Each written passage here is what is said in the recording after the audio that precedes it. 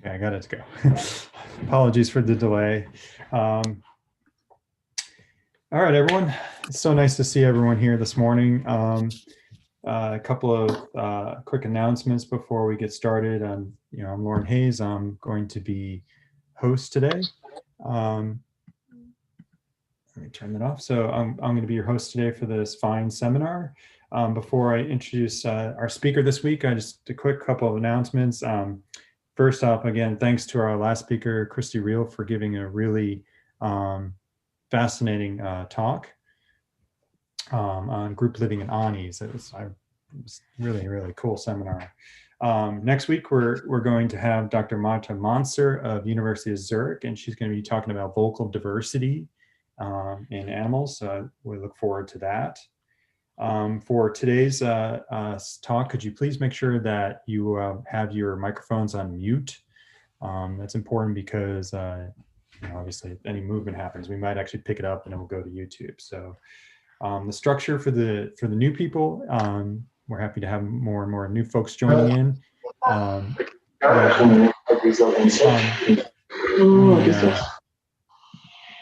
this person mute. Okay, so the structure is that we have approximately 50-minute seminar by today's guest, and then we have it followed by about an hour of discussion. During discussion, the way it works, and I'll remind you, is that again, you put a question mark into the chat function, and I'll be moderating that, and I'll call on you in the order in which they received. Please make sure that you send your question marks to everyone, not just me individually, because then everyone else can see where they are in the queue for asking questions. And again, just please make sure during the actual seminar, your microphones are on mute. So this brings me to today's speaker, and I'm really excited to have K. Holekamp with us today. Kay is a university distinguished professor at the Michigan State University, which is in the Department of Integrative Biology and also in the program of Ecology, Evolution, and Biology and Behavior, Evolutionary Biology and Behavior. It's a wonderful department. I earned my master's degree there, and actually it's been nice to have Kay here, in part because we had a little bit of a reunion. Some of her PhD students are here today to join, our former PhD students are here to join us. So it's nice to see them as well. I don't think I have to say a lot to introduce Kay, but I always like to give you some background. I mean, she's an amazing researcher, amazing colleague. She earned her PhD from UC Berkeley, and her research has focused on mammalian behavioral development, both from proximate and also thinking about sort of the evolutionary end of that. I think she's probably most well known for the causal factors behind sex role reversals in spotted hyenas, but also has done some excellent work on the evolutionary brain size and evolutionary cooperation. As I said, the focus I think that most people recognize is the Spotted Hyena Project, which I learned today started in the late 1980s.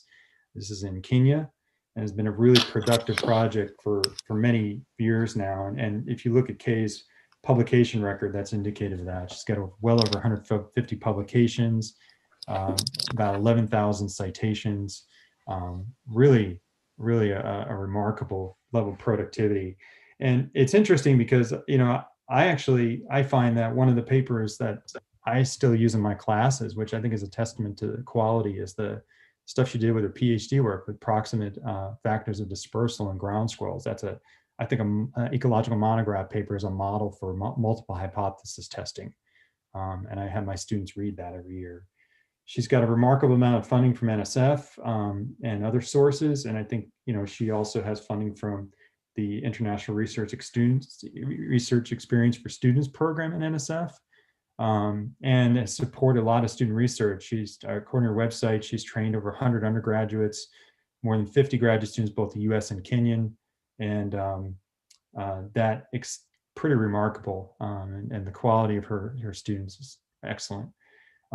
She also integrates teaching into her work. She runs a behavioral ecology of African mammals program where students can go there and have gone there to learn about African carnivores and other wildlife. And part of that, the broader impacts of her work, is she not only trains students, but she also works with, or she and her students work with local communities and grade schools to help educate children. And she also raises money for local education projects, educating tourists. I also found it really interesting that they also help the park rangers with problem hyenas, which I found really interesting and fascinating. And of course, then looks into conservation work as well. Not surprisingly, she's had a number of impressive awards, notably 2 from the American Society of Mammalogists, the C. Hart Merriam Award for Outstanding Research in Mammalogy. And then recently, she was elected as an honorary member of the Society, which is the highest honor it can bestow on someone. So quite the impressive career. And it's really a pleasure and an honor to have her here today to present. And so the talk, the title of our seminar is Social Evolution of Hyenas. And at this point, I'll stop talking and turn it over to Kay. And thanks for being here.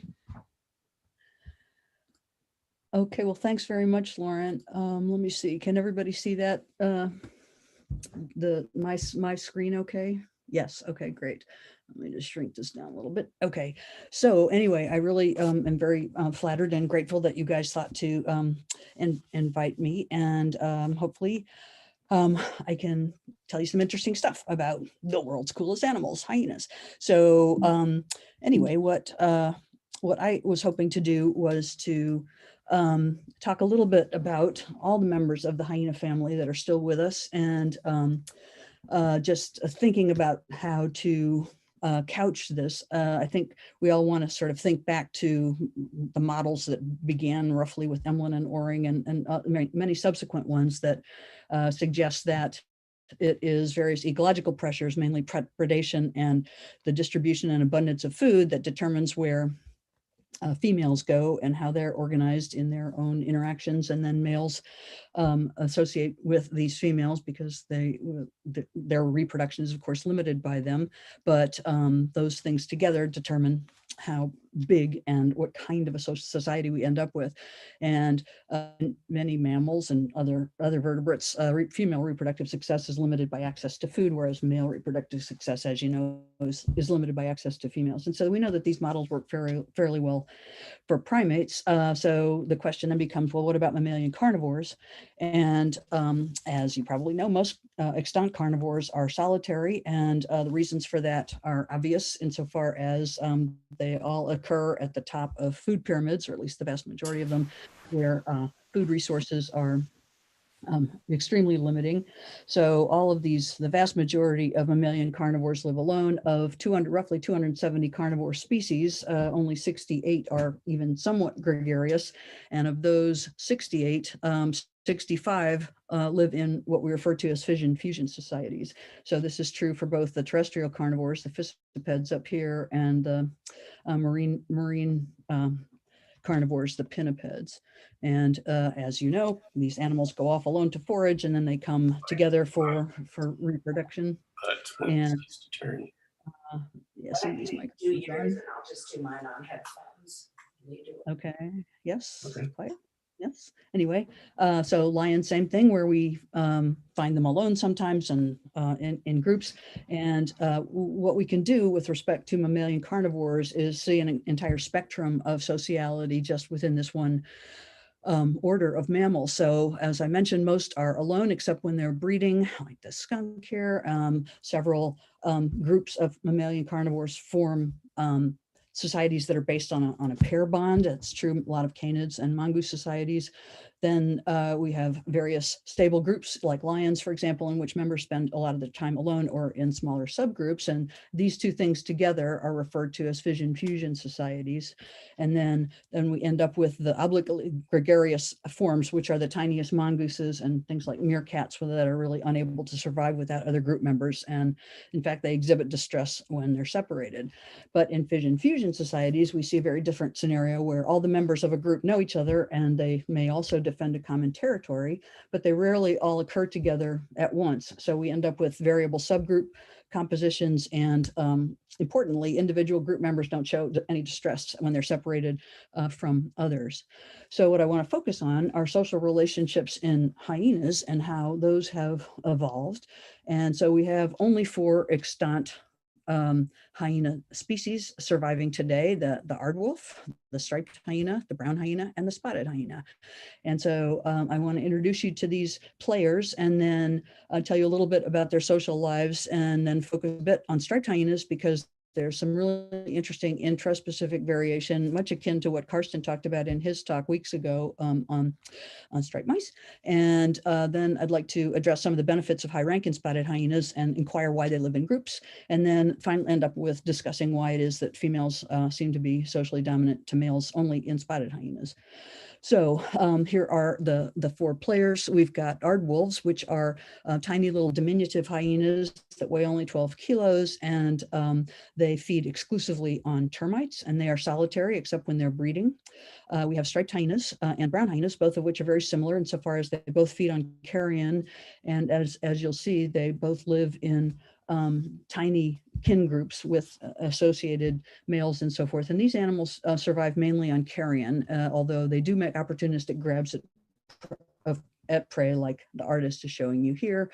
But the only extant hyaenid, and maybe the only hyaenid ever that actually lives in big groups and has postcranial anatomy adapted for cursorial hunting are spotted hyenas here, which are the largest of those hyenas. So here are their ranges. Aardwolves have two big populations, one in southern Africa, one in the east. Brown hyenas occur only in the driest parts of southern Africa. Striped hyenas occur all over northern Africa down into Tanzania, but all the way across Asia into the Himalayas. And spotted hyenas occur throughout most of sub-Saharan Africa, except in the very wettest areas or the areas in the southern part of the continent where they've been extirpated. And so here's how their phylogenetic relationships shape up. We see that striped and brown hyenas are sister taxa, and they last shared a common ancestor with spotted hyenas several million years ago. And these three forms are referred to as the bone-cracking hyenas. And then we have the aardwolf here, which is actually referred to as a dog-like hyena, and that they last shared a common ancestor quite a long time ago. But so what we have is the aardwolf actually exhibiting this sort of sociality where it's alone except when it's breeding, and all three of the bone-cracking hyenas are in this group of fission-fusion societies. And we don't know to what extent striped hyena groups are truly stable, but we know that brown and spotted hyena societies are very stable over time. So here are the players. The aardwolf, as I mentioned, feeds exclusively on termites. As you can see here, this guy's lapping up termites with sticky saliva and a long tongue. As I mentioned, these animals are solitary except when they're breeding. These animals always forage and feed alone, even when they're engaged in mating activities. They have relatively large litters, up to 4 cubs, and then they have a dog-like skull, as you can see down here, in which the teeth are greatly reduced. You don't need teeth to crunch up termites, but the males at least have fairly large canines, which they use in fighting with other males. Sorry? Okay, I'm just going to carry on, I guess. Anyway, the brown hyena is our second character, which feeds mainly on carrion. As you can see, this guy carrying around. These animals live in small clans, up to 11 animals. And again, they always forage and feed by themselves. Again, their litters are quite large, up to 5 cubs, and their skulls are specialized for bone cracking. Brown hyenas actually, on average, live in groups of 5 individuals where there's a couple of closely related females, typically a male who's come in from somewhere else, and perhaps some older offspring of the females. But the fact is that females commonly share dens with their close kin, and they still forage alone, but all the members of a clan actually will go out, as these animals are doing here, and pick up pieces of carrion and bring it back to the den to feed the dependent cubs. There's one population of brown hyenas in the western side of Namibia that actually does hunt, insofar as this is hunting, because all it takes for a brown hyena to kill a seal pup is just to go up and crunch its skull, and they routinely do this and carry a 30-kilo baby seal about 50 kilometers inland to feed their cubs. It's really pretty remarkable. But for the most part, these animals are relying on either things like ostrich eggs and some fruit, or mainly carrion, as you can see in all these photographs here. Now, striped hyena also feeds mainly on carrion. You can see this lucky hyena has actually got a dead dog here. You can see it's been dead for a while because its hair's all slipped. But these have long been thought to be strictly solitary, but as I'll show you, they are showing at least incipient clan formation and incipient sociality. They always forage and feed alone though, and they have litters up to 6 cubs, which are the cutest things ever. And they also have skulls and teeth that are specialized for bone cracking. So I want to take a minute to talk about this variation that we're seeing in striped hyena groupings, because that's a really intriguing aspect of their biology. As I said, they're very poorly understood. One of the last large carnivores about which we know remarkably little, but a fellow who later did a postdoc in my lab, Wagner, was a student of Scott Creel's at Montana State, and he actually went to Kenya and worked in the Laikipia region studying striped hyenas there. And what he found was that he would typically find a single female with multiple males in a particular area day after day after day. And the most weird and interesting thing he found was that the females actually are less closely related the closer they are to one another in space. So that means that instead of female 12, 14, and 43 all being close female relatives, instead female 12 here would be a relative of female 6, so that they're doing something very, very weird relative to most mammals, where males are the dispersing sex and females fall out as they do in those original models that I told you about at the outset and you've all read about. But it looks like Wagner suggested that these animals were forming stable polyandrous groups composed of multiple males and a single female. And when hypothesizing about why this might be, in contrast to so many other mammals where it's the males who disperse long distances, he's suggested an hypothesis that females actually disperse long distances in an area where there's relatively little food, so that females can avoid competing with their close female relatives. Excuse me. So we decided to start a study of striped hyenas in a southern Kenyan site called Shompole, which is down here right on the Tanzanian border. Very hot, dry, dusty area, as you can see here. Here's the Laikipia population, where Wagner found the bizarre result where females are more closely related who are farther apart, quite long distances separating them. So here's our Shompole study area. And each of these squares are 1 kilometer by 1 kilometer grids. Each one had 4 camera traps in a grid square. And here you can actually see some of the locations of some of the radio collared males that we had in the same area. There's a big swamp right in the middle of the study area there. And what we did was to collar several of these animals and habituate them to spotlights, and we would follow them around all night. These animals are really quite strictly nocturnal. And it was really quite interesting because we started seeing things with our own eyes that were also picked up on camera traps that looked a lot like this, where we see multiple adults at this putatively solitary animal's den site where she's got young cubs. And we see sometimes multiple adult females who have cubs in the same den. So this is that we know from our genotyping of the animals that these are either mother-daughter pairs or sister pairs who are sharing dens together. But it turns out that the father and all of the older subadults, just as in brown hyenas, will also go out and find food and bring it back to provision the den-dwelling cubs. So whereas these animals usually den and forage alone, sometimes where ecological conditions permit, perhaps, dens are shared by close female kin and everybody provisions cubs. So it's really a lot more like brown hyenas than people had previously thought. And we aren't the only ones to be seeing this sort of thing. So, we published this paper just in 2020 on seeing these animals sharing den with their close kin and seeing who the fathers are. And we know that litters are sired by multiple males sometimes, but even the father will bring back food to the den. And then this has actually been seen most recently too. Here's a paper published by these Israeli scientists who are seeing things like this, where they're seeing multiple hyenas per camera trap photo, suggesting that there might be some sort of incipient sociality happening in other areas as well. And the same thing has been observed by workers in both Iran and India. So this is not unique. And so to try to understand the differences that we've been seeing between the distribution of females in Shompole and Laikipia. I just want to show you this, where the striped hyena density in these two areas was identical, but the food availability in Laikipia was very, very poor compared to what we have in Shompole. So it may be that food scarcity is indeed, as Aaron Wagner had suggested, what drives females to exhibit these unusual patterns. But we're seeing both dramatic differences in grouping patterns and in female dispersal distances. So here, if you look at what's going on in Shompole, just in terms of range overlap, you can see that there's a single male whose range overlaps the ranges of four different females, which is a very typical pattern for a lot of solitary carnivores. And in Laikipia, what we saw was multiple males with one or two females in very heavily overlapping areas.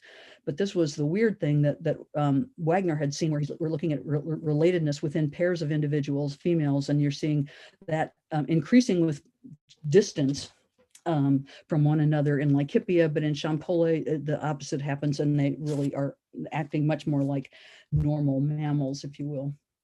So the fact is that carrion is scarce and unlikely to be abundant under any circumstances, but if they're more living herbivores present, then they're very likely to be additional carrion available. So as I mentioned at the outset, it remains unclear how stable striped hyena groups are, but it does appear that incipient clan formation is occurring in this species as it clearly occurred in brown hyenas. And then the last character is the spotted hyena, which is the only hyaenid that kills its own prey.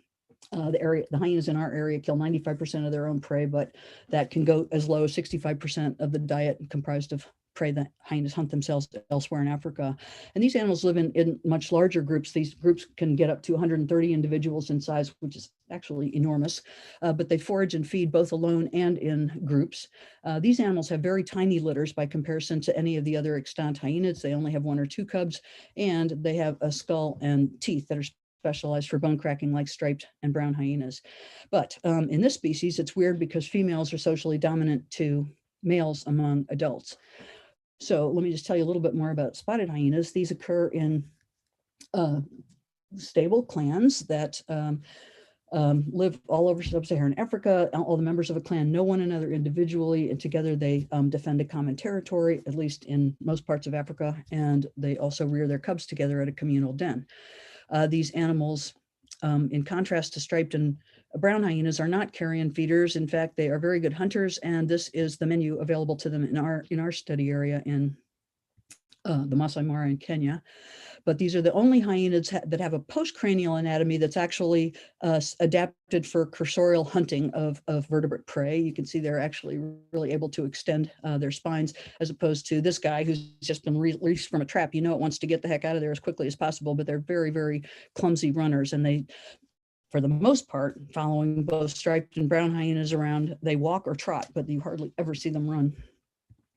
So we've been studying spotted hyenas since early 1988 in the Masai Mara National Reserve in Kenya, which is shown in a map here. And these days we're working with 6 different groups of these animals, 3 on the eastern side of the park, 3 on the western side. And this was our original group that we studied starting in '88, and then we've added other clans over the years.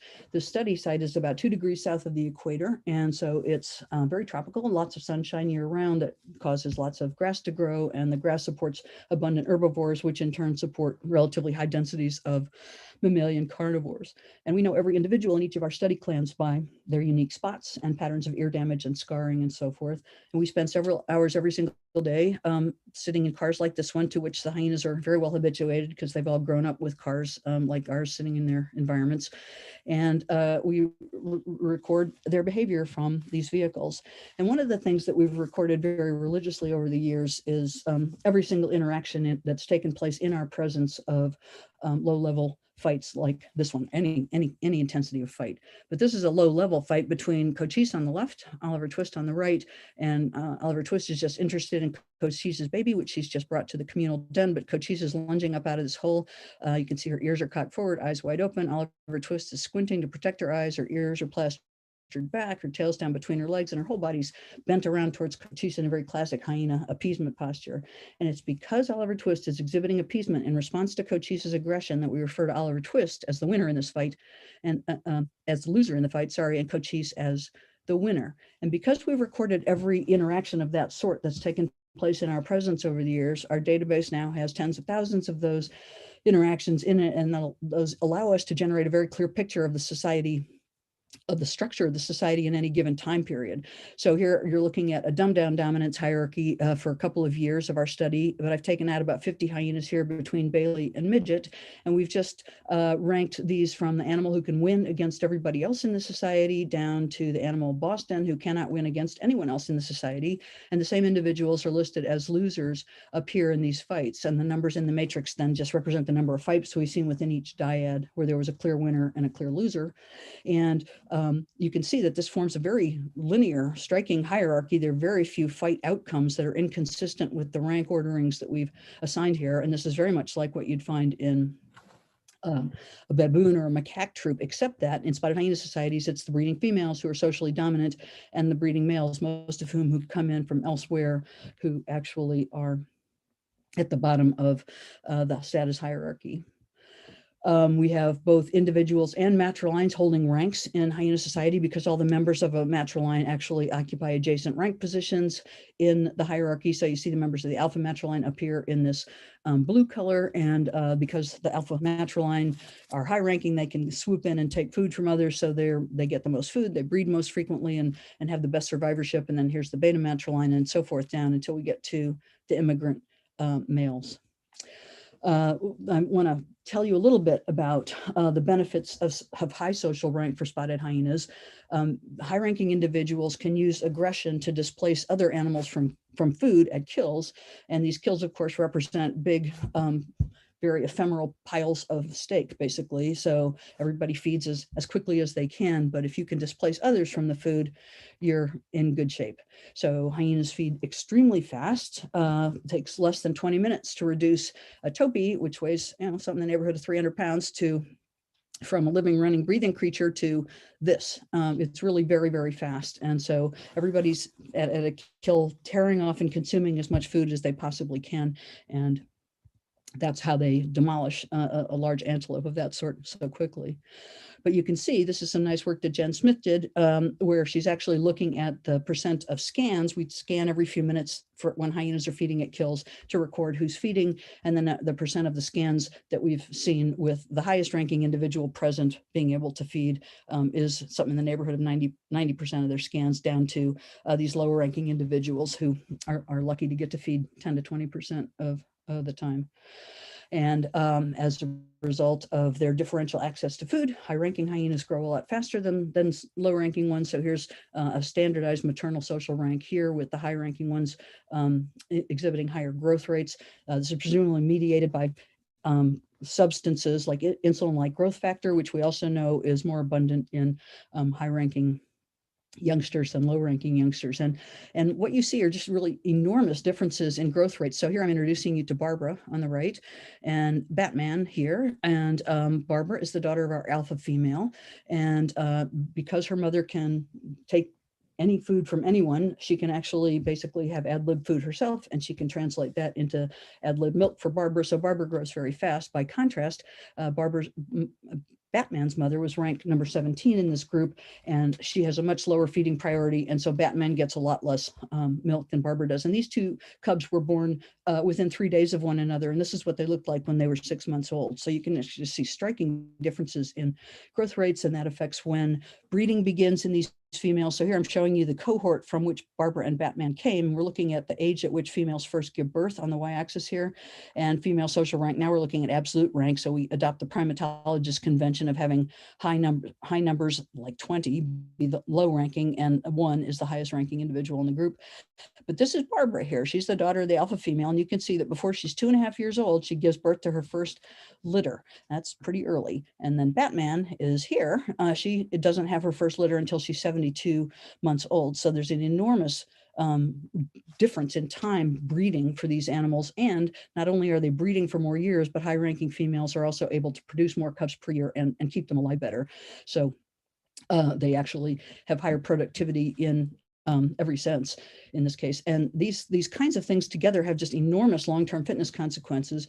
And here I'm trying to illustrate that because this population, our first study clan, was actually monitored by a guy named Lawrence Frank, who went out there from UC Berkeley to do his PhD work starting in 1979. When he got there, he finds 19 females. Here they are, lined up from the highest ranking K-butt down to the lowest ranking brown stripe. And then we're looking at the representation among the adult females in that same clan over time at decade-long intervals. And what you can see is that whereas K-butt was only one of 19 females represented here in 1979, her descendants now comprise more than 50, in fact, more than 60% of the adult females present in the clan, and there are only descendants of 4 of those original females still present. These gray triangles represent the extinction of entire matrilines over time. So these fitness differences are really profound. So let's consider the costs of group living for spotted hyenas. The biggest one, I think you'll agree, is competition for food, but there are also some other downsides, such as the risk of infanticide for some individuals and perhaps pathogen transmission, although these animals can withstand epidemics of diseases like distemper and rabies that kill huge numbers of sympatric carnivores, but the hyenas seem to have very robust immune systems, so I'm not sure that's too big an issue for these animals in general. And then if we ask the question, are there actually costs or some sort of trade-off to being high-ranking in hyena societies, as there are in so many different species of animals?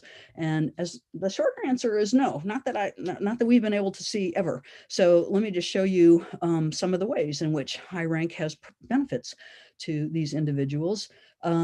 This orange blob is the 95% utility distribution for this original study group. And what you're seeing up here are the GPS fixes from a radio collar for one very high ranking female. And here's this a female from the same group who's very low ranking. And you can see that she's expending lots of extra energy going off to forage alone as she goes down into Tanzania, which is down here.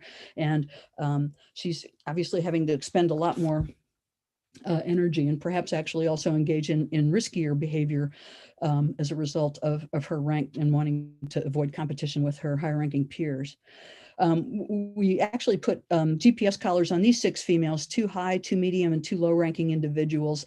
And you're looking at about an area of 100 square kilometers here. And I'm showing you the fission-fusion nature of the society. They really are amazing. They go apart and come together. You can see the den in this particular moment in history is located right in here somewhere.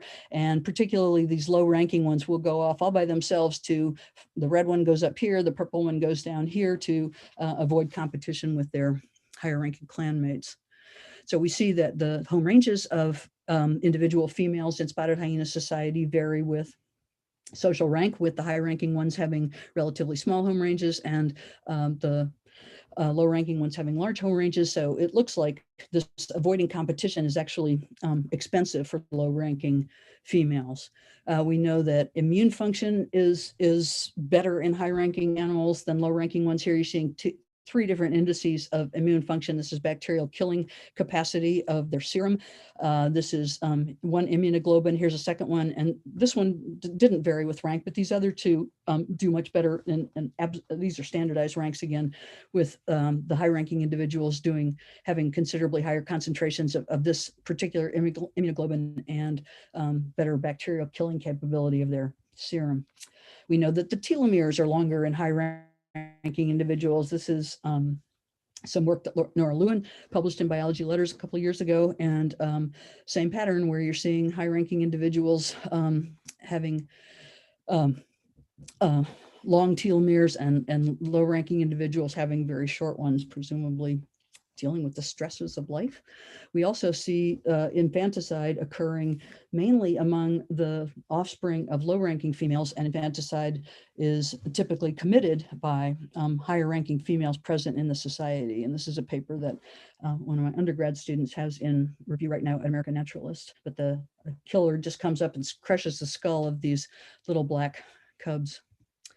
So let's consider the question of why spotted hyenas actually live in groups. And for these and other carnivores, there are sort of 3 hypotheses we might think about. One is protection from predators. That certainly is something that works well for tiny mongoose-like carnivores, but all of these hyenas were in groups when they were killed by these male lions. And we've seen a male lion keep 27 hyenas at bay without batting an eye. They're just, you don't mess with male lions if you can possibly help it. So I honestly don't think that they're staying in groups to protect themselves from predators.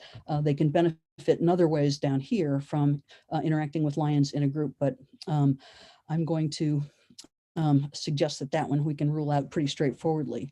Then there is the possibility that they benefit from being able to hunt prey animals in group. And it's certainly true that spotted hyenas sometimes hunt in groups, as you can see these guys here killing this buffalo.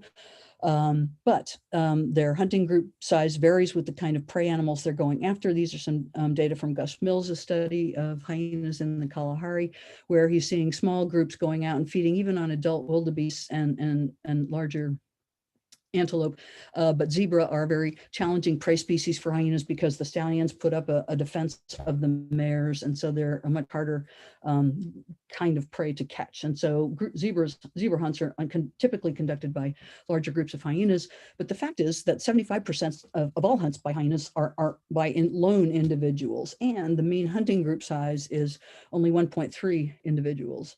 And I would suggest that group hunting is apparently a perk of group living under some circumstances, but I would argue it is not an explanation for it. And I'll show you why in a sec. But here we're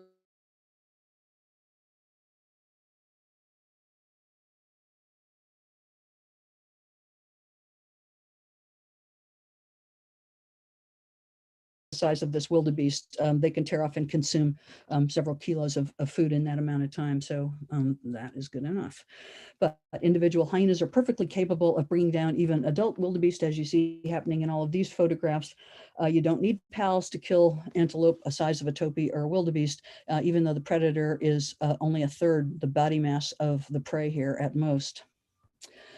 And although the average hunting group size is roughly 1.3 individuals, once a kill is made, then feeding competition is very intense because hyenas converge on the scene from everywhere and everybody tears off and consumes as much food as they possibly can.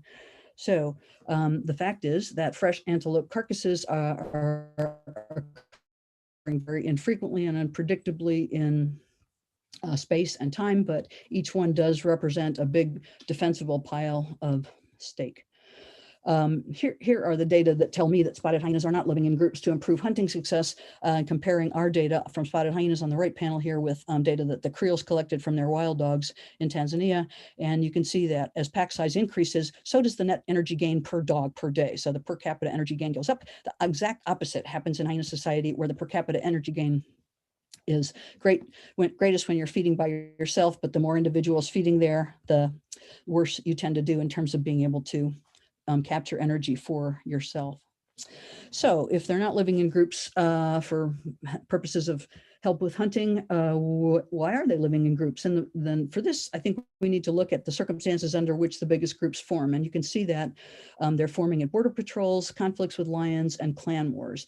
And so border patrols and clan wars are the two territorial kinds of behavioral activity that without buddies, you can't defend a territory. And that is pretty critical. So here's a typical clan war.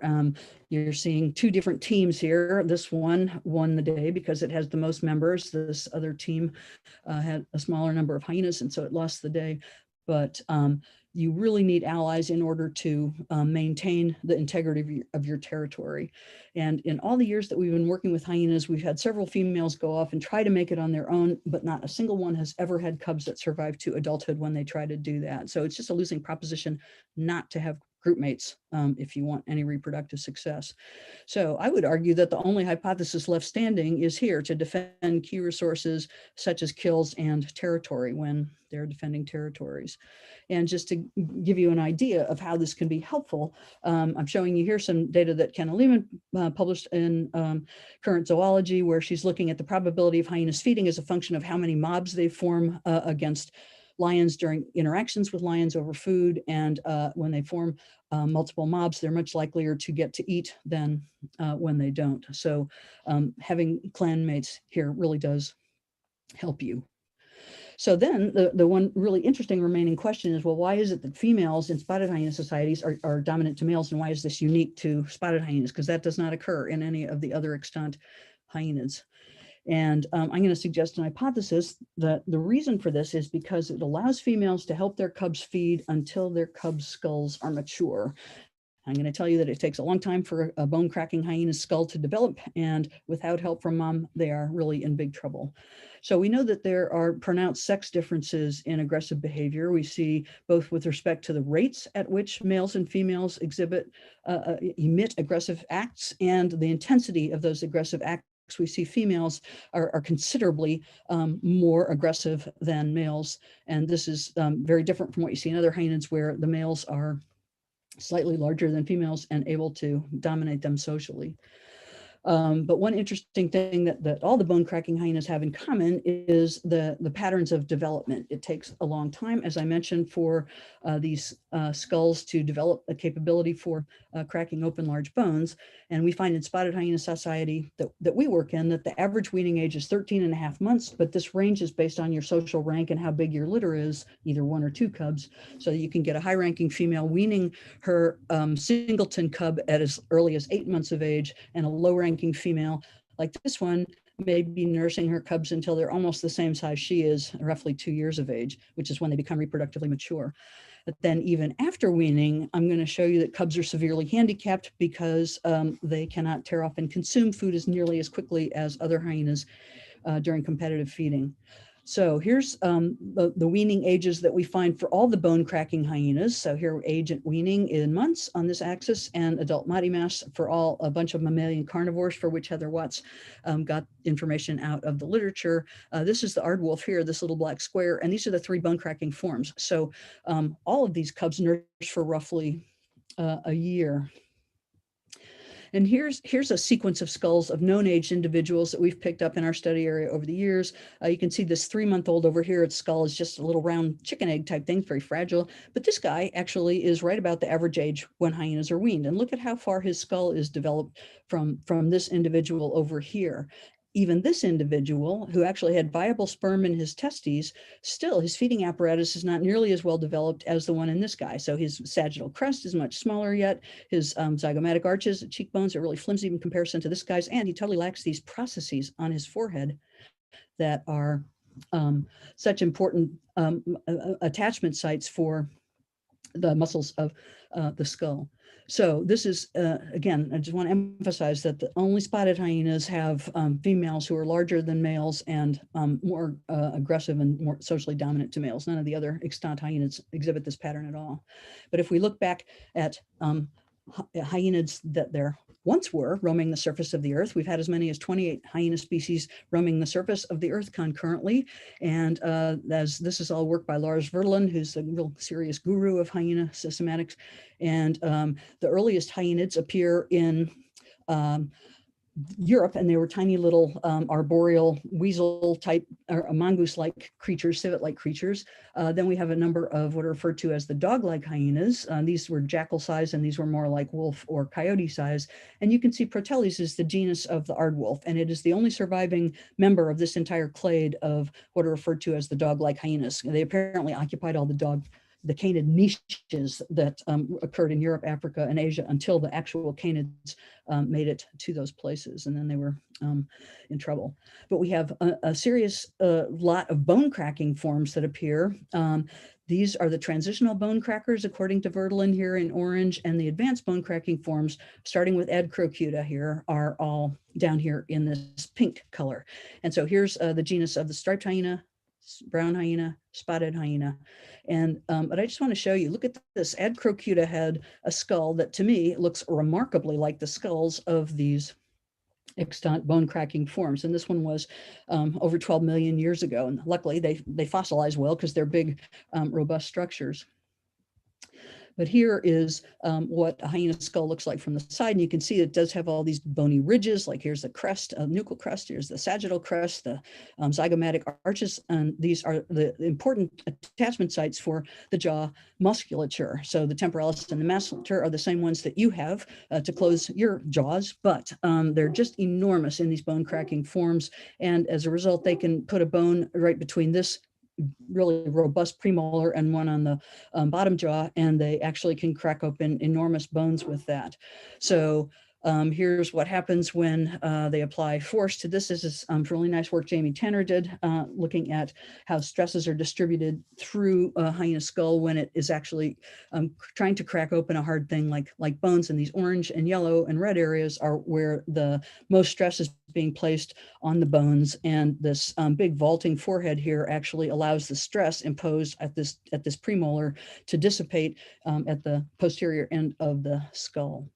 So you can actually look back through the fossil record and see all the bone cracking forms that ever occurred within the mammalian clades. And you can actually see that here's Percrocutid, which are an entire group of creatures that lived even and went extinct well before the Hyenids did. And then the Borophagian canids, they all have this big vaulting forehead. If you want to break open bones, this is apparently a pretty integral, critical part of the design.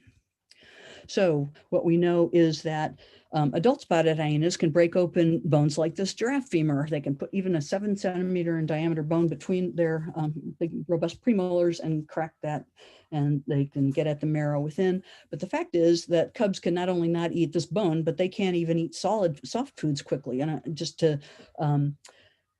demonstrate that, we actually have done performance tests with both a 30-gram compressed cereal dog biscuit and a goat femur that we bought at a local butcher's. And we tested a whole slew of hyenas and then just asked the question, okay, when do these animals as they're growing up become indistinguishable in their feeding speed from older individuals? And we find that even eating something as simple as a dog biscuit, which I can crunch up with my own jaws for crying out loud, it takes 34 months before a hyena can do this just as fast as older adults, and goat femurs take a couple of months, even longer. And the 36 months is a full year after they reach reproductive maturity.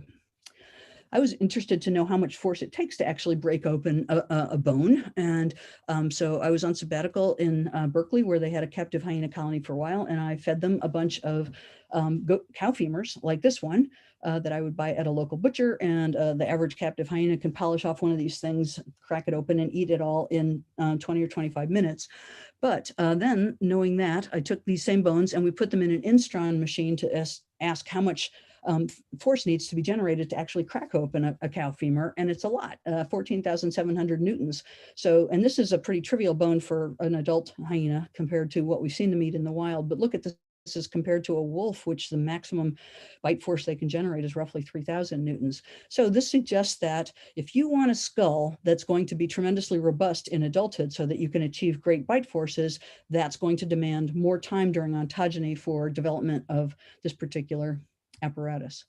So what we know is that adult hyenas can eat pretty much anything they want. This one's actually crunching up the pelvis of a hippo, and yet this guy is two years old. She finds actually a dead giraffe. We saw these males get into a fight, and then one keeled over dead, and she is here, but the best she can do is nibble away at the ears and the facial skin, because she can't even get through the skin. She had to wait for adults to come along to break open the skin and the rest of the carcass, because giraffe skin, as you probably know, is pretty thick. So what we're seeing in the spotted hyena in terms of trends over evolutionary time is that clan sizes have gotten larger, litters have gotten smaller, and females in the species have come to be socially dominant. So the fact is that each cub born to these animals needs a lot more help from mom than do cubs of either striped or brown hyenas. And so testing predictions of this trade-off hypothesis, we looked at parts of the hyena life history that we thought might be potentially dangerous. So the life history goes as follows. Female hyenas give birth in an isolated natal den typically, and they keep their cubs there for the first few weeks of life. They then carry them to the clan's communal den, which I'm showing you down here, typical communal den scene. They spend 8 or 9 or 10 months at the communal den and then start traveling around the home range, originally with their mothers, later on their own. When they're on average 13 and a half months, as you've seen, they are weaned, and then at 24 months, both sexes become physiologically competent to reproduce. Females are philopatric, so they spend their whole lives in their natal area, and males are typically dispersing, and if they're lucky, they become integrated into a neighboring clan where they may breed. But if our trade-off hypothesis is right, then of these potentially dangerous points in the life history, this one should really be profoundly important for the hyenas, because suddenly they're becoming nutritionally functionally independent of the mother, who needs to go on and start a new reproductive effort with a different litter.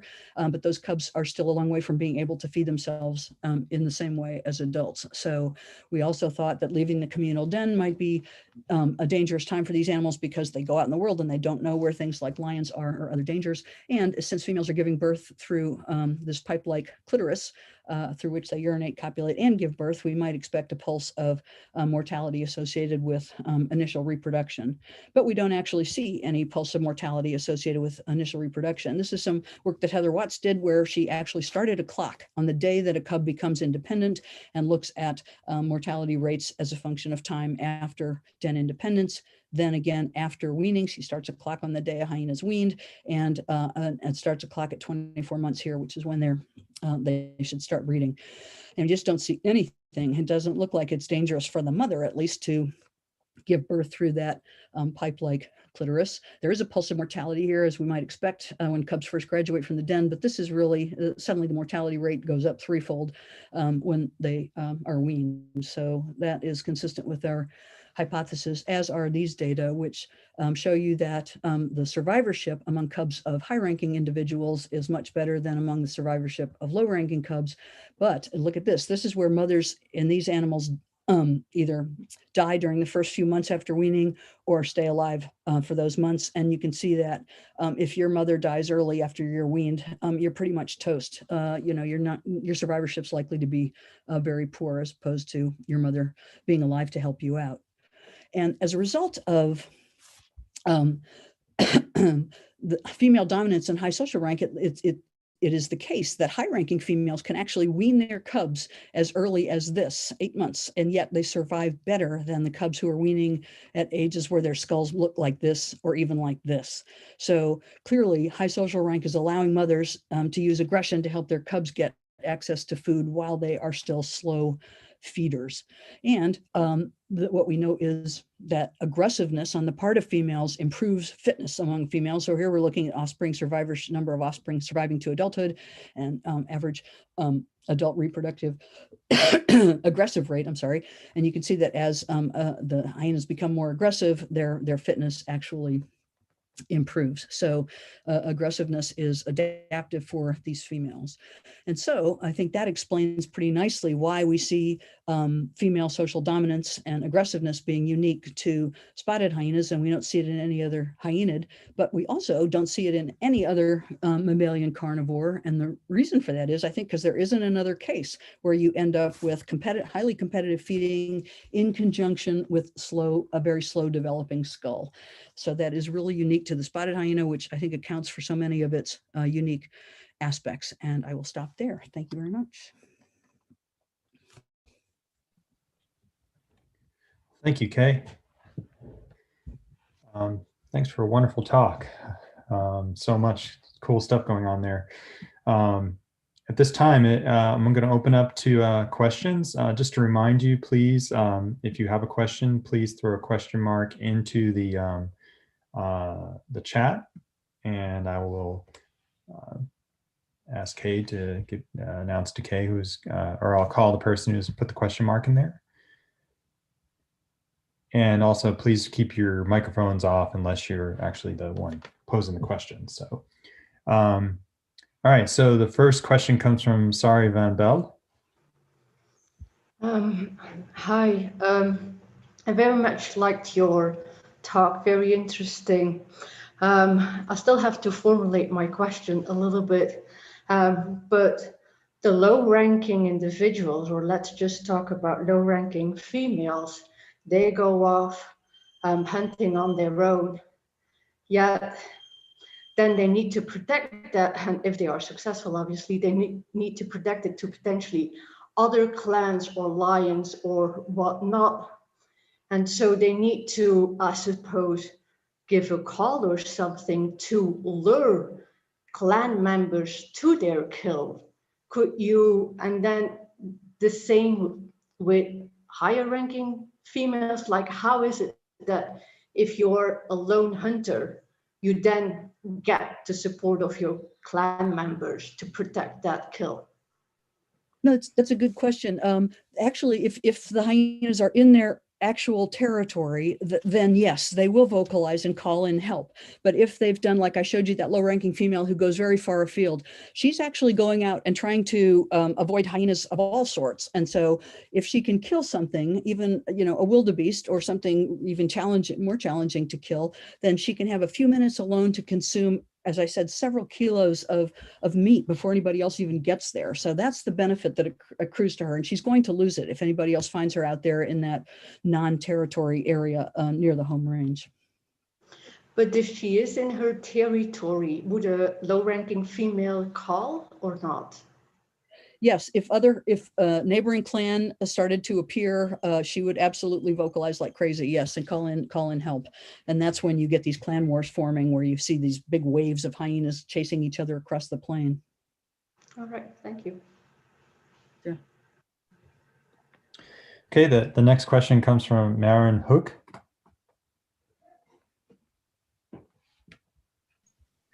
I hope you can hear me. So my name is Maren Hook. I'm from the University of Derby. I loved your talk, but I find hyenas very fascinating anyway. So first, a comment. It was very interesting that you said that it might be, that the group forming might be due to the fact that they might have to defend carcasses against either conspecifics from other groups or from lions. And that reminded me of a study I once read on wolves, where they found that maybe wolves don't form groups because they're better at hunting, but actually that they form groups in order to prevent their prey from ravens and other scavengers.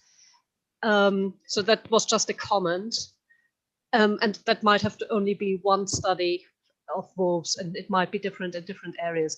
But in terms of the cubs when they develop, you showed a figure of a cub that had still no sagittal crest at 8 months. So I was wondering, is there any difference in the development of how quickly the sagittal crests develop for cubs from low-ranking and high-ranking females? We don't have a big enough sample size of skulls, I think, to address that question. But we do know that the low-ranking females who survive the best and the longest happen to be unusually large. And I don't think that's helping them win fights, because they're never going to win fights against so many higher-ranking individuals. But I do think it might help them catch things like large antelope. If you're bigger, then potentially you can actually use your own body mass to help bring down something like a topi or a wildebeest. Thank you.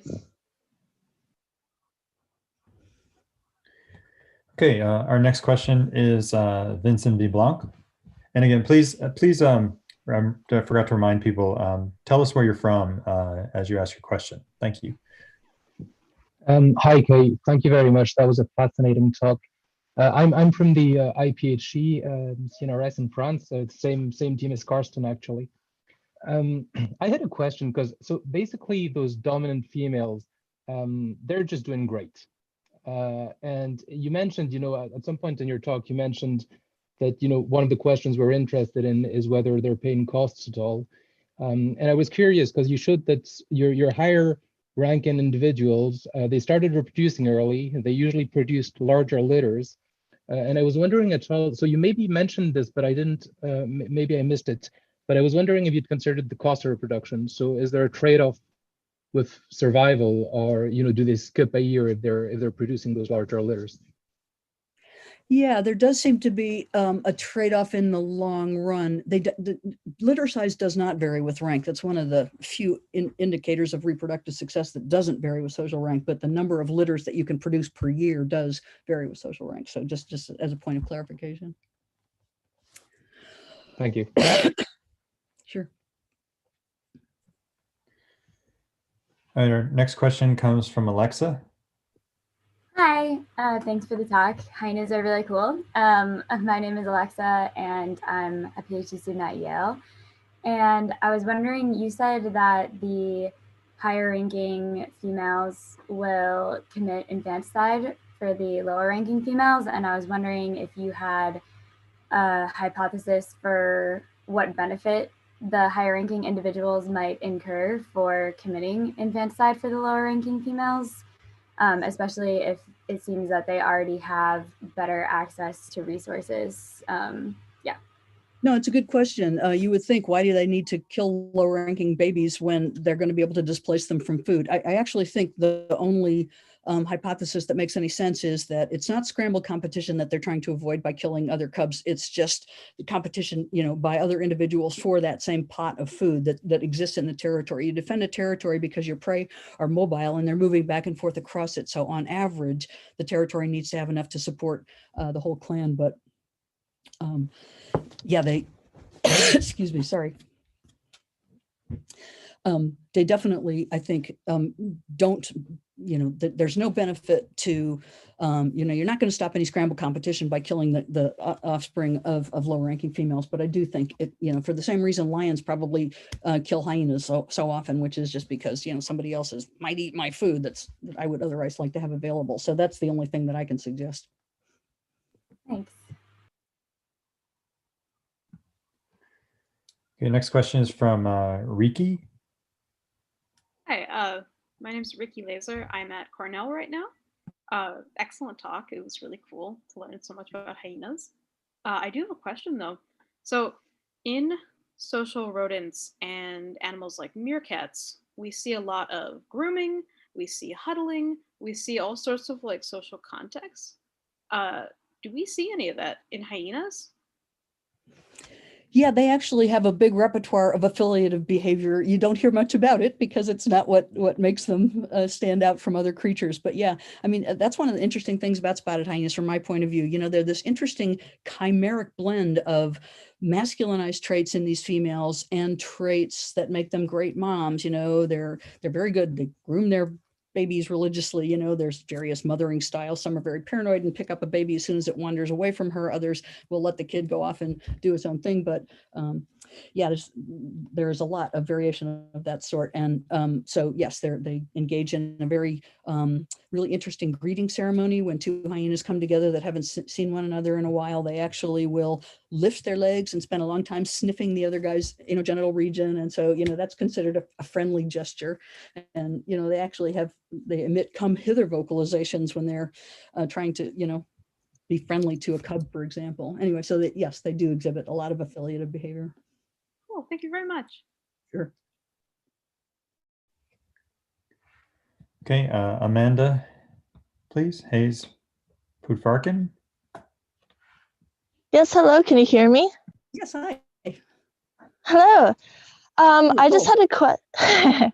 Sorry, I'm out in the field. I'm not sure how well my service is, but I was just wondering about the genetics of hyenas, how the matriarchal lines work in terms of if over time only a couple of matrilines are still still existing, if they're wiping the lower ranking ones out, how is like genetic variation still existing? I know males come in from other clans and stuff, but is that enough to perpetuate genetic diversity? Yeah, Heather Watts did a nice study of that actually, and it looks like, yes, the fact that male dispersal is essentially ubiquitous in this species, and these males are coming in from loads of different neighboring clans, so there's a huge amount of gene flow that's being mediated by these male movements, and the average relatedness, this is really nice work that Russ Van Horn did when he was a grad student in my lab, showing that the average relatedness within a spotted hyena clan is extremely low. It's much more like, what you'd find in a baboon troop or a macaque troop than any other gregarious carnivore you can think of. Okay, thank you. Sure. Next in the queue is Charlotte Olivier. Yeah, hello. So yeah, I'm Charlotte Olivier, a PhD student, and I'm working in Strasbourg at the IPHC in France. And thanks for your talk. So my question was concerning males spotted hyenas. So is there several males in a group, and is there a ranking between those males? Yeah, in a group, like there's for females? And is there like a dominant male who is the only one to reproduce? No, the males actually have a different sort of ranking system amongst themselves. So there, it's a queuing convention that males are honoring, so that males come in from other clans, and the guy who got there most recently is the lowest ranking amongst the immigrant males. And then by virtue of other males above him dying or dispersing secondarily, that animal can move up in the queue. And Anne Ing did a really nice study when she was a grad student showing that whereas the dominant male doesn't necessarily have better reproductive success than some of the other higher ranking males, females clearly prefer to mate with males who are in the sort of high end of the male hierarchy. And, you know, what males have to go through to, you know, put up with to even get to the high end of the hierarchy is like years and years being the very lowest man on a totem pole that may have 100 other hyenas in it for competition for food. So it's a really hard thing for these poor males to accomplish. Okay, thanks. Sure. Next is Nancy Solomon.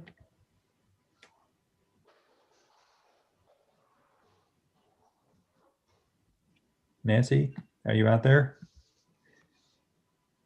Oops, I forgot that I was muted. Oh. Sorry. Thanks for the great talk, Kay. My question is, you'd shown us a figure where a number of the matrilines die off. And so I was wondering if there's a correlation or some kind of relationship between the rank of the matriline and how long that matriline survives. It's a pretty strong correlation. You could see that, you know, it was of those 4 surviving matrilines, 3 were pretty high ranking, but there's some serendipity involved there too, I think, because there are still descendants from one of the lower ranking matrilines. And what does that mean? Were those particularly good mothers? I don't know, but you know, for one reason or another, they actually had surviving offspring that then continued to perpetuate future generations in the clan. So it's not strictly a high ranking phenomenon, but it gives you a pretty big advantage if you're a high-ranking hyena. Thanks. Sure. Next is Zulema Tang Martinez. Yeah, Zulema Tang Martinez, University of Missouri, St. Louis, retired. Kay, I realized I've been confused about one thing. I hope you can clarify. In terms of maternal rank inheritance, my understanding is that when a new baby female hyena is born, that when she emerges from the den and so on, that she ranks immediately beneath her mother. And so if that is correct, then my question is whether she continues at that same rank indefinitely, because at the time she's born, there's another sister who is right under the mother. So does each newborn hyena essentially assume the highest rank under her mom and stays at that same rank throughout her life, or do we see a rearranging of dominance as the as age changes? I don't know if that's clear. Yeah, it's a good question. Actually, both sons and daughters occupy rank positions immediately below their mothers for as long as they stay in the natal clan or until younger siblings are born. So this is just like what you find in old world primates insofar as it's what the primatologists refer to this as maternal rank inheritance, even though there's no literal genetic inheritance at all. It's strictly a learning process. But then there's also this phenomenon called youngest ascendancy, where when a new litter is born, the mother suddenly takes the side of that youngest cub when it goes out and starts feeding egg kills against the preceding litter. And boy, they look so shocked when that happens, because it's just must be a real eye opener for them to have suddenly their mother turn on them when she's been helping them so much. But yeah, we know that cubs fight very vigorously when they're first born to establish an intralitter dominance rank, and that's going to save you if ecological conditions go to hell and your mother doesn't have enough food to support 2 cubs anymore. Then it's typically only going to be the dominant individual who survives. But in our study area, we don't lose that many subordinate cubs just because food is relatively abundant compared to other places like Serengeti, for example, or Namibia. Thanks. Sure. Okay, our next question comes from Tim Clinton-Brock. Tim Clinton-Brock from Cambridge. Wonderful talk, Kay, fantastic. Two quick questions. Firstly, is the relationship between matriline size and matriline dominance cause or consequence? Good question. Let's see. What we see are some interesting serendipitous things where, for example, the local Maasai in our area will retaliate against a livestock depredation event by putting out a poisoned carcass. And so under those circumstances, you may get a serious reduction in the size of the alpha matriline by virtue of the fact that they can have priority of access to feeding on that. And then suddenly, that matriline is reduced in size. And now if they come into conflict over a subsequent carcass with the lower ranking matriline, if the numbers are greater in the lower ranking matriline, the lower ranking matriline can, effectively make a coup d'etat happen. So does that answer the question for you? Yes, that's a lovely natural experiment. And the second one, I just wasn't quite clear what your line was on the Wagner explanation of why it was that you were getting unrelated females in clusters. Okay. And how you interpreted that. Well, I think there are other hypotheses that we've been unable to address, of course, but I do think that he might be right to say that, okay, it's simply a matter of the abundance of food locally, because he would do transects of antelope and so forth, just like we do, and transects of livestock abundance. And, the more of those things that you have living, probably the more carrion in your environment. So it makes sense to me that, yes, there is a lot more food available in Shompole than in Laikipia, but again, there may very well be other things going on that we haven't addressed yet. So I'm sort of on the fence on that. Okay. Our next question comes from Oliver Honer. Hello, can you hear me? Yes. Oliver from Leibniz Institute for Zoo and Wildlife Research in Berlin. Hi, Kay, thanks a lot for a great talk. I think I would agree with most of what you said, but I did wonder about one category of clan members, how well they fit into your theory, and that's the Natl males, the young males that stay in the clan until they leave or for their whole life. Both in terms of their aggression rates, did you include those males? Because they, as you just said, they inherit the rank of the mother, just like their sisters. And how it fits into your theory of the evolution of group living in hyenas and dominance, because as you know, males can even be the highest ranking member of a hyena clan. Yeah, I've read that you guys have observed that in Ngorongoro, which I think is really fascinating. But you guys also see adoption, which we have never seen in 32 years of watching them ourselves in Kenya. So, I think there may very well be important differences there. But yeah, the adult Natl males were not in that McCormick and Holekamp figure that I showed you, the sex differences in terms of rates of aggression. But we have such a tiny sample of adult Natl males who do not disperse. I mean, literally in all these years, we've had like 7 that didn't go anywhere ultimately. And so just it's such a tiny sample that, and we certainly never seen those guys come to even be close to running a clan, because there's always lots and lots of females above them. But yeah, I mean, I since you guys have seen it, I imagine it's certainly possible, and maybe we will someday. But you must have lots of data from Natl males, between 2 years and 3.5 years, which is which is the time when they disperse. So all those males you could look at and integrate in your ideas. Yeah, that's true. Okay, yeah, we could potentially do that, but have not done so. When we compared the behavior of adult Natl males to that of adult immigrants in our area, females definitely seem to treat adult Natl males in a different way qualitatively than they treat adult immigrant males. So some of these adult Natl males would make sexual overtures to some of the clan females, and the females, it was reminding when, they respond to a male as though it were pesky like a tsetse fly or something, that not like a potential courtship overture. And well, I should say, They are certainly more aggressive than immigrants on average, because you're right. Yeah, they maintain their mother's ranks. And then in our study area, the males dropped down in rank below the females who were lower ranking than them if they do decide to stick around. But again, our sample size is so tiny that it's really hard to say. Thank you. Sure. Okay, our next question comes from Eduardo. I'm Eduardo Fernández Duque from Yale University in the US.